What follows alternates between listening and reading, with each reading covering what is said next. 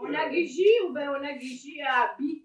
Au cœur de Pikogane, il y a un groupe d'aînés qui se rencontrent autour des poêles à bois au rythme de leurs 6 saisons pour imaginer l'Anishinaabemowin de demain. Cette langue, longtemps transmise à l'oral, doit maintenant être revitalisée pour assurer sa perpétuité. Les aînés la parlent, les plus jeunes l'apprennent à l'école Miigwech et entre les deux, il y a une fissure. Et c'est cette fissure-là que tente de recoller l'ancienne enseignante et conseillère pédagogique, France Mowat.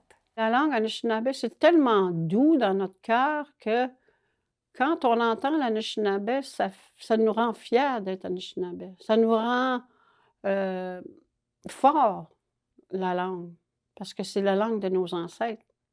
J'ai pu assister à l'une de ces rencontres au site culturel à Pikogane et parmi les aînés, il y avait Julie Mowat, c'est la sœur de France. Elle arrive avec déjà des mots que l'école a besoin d'entendre.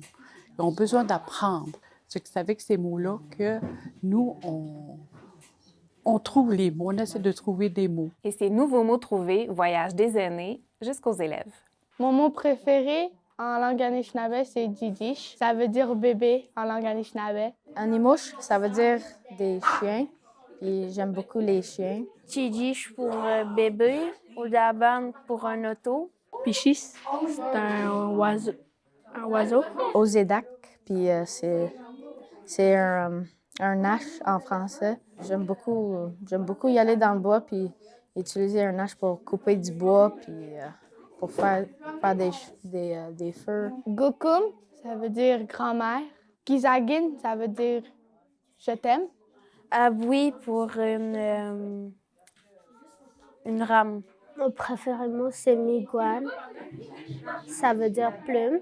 Il y a aussi le mot Miigwech dans notre école. C'est le nom de notre école Miigwech.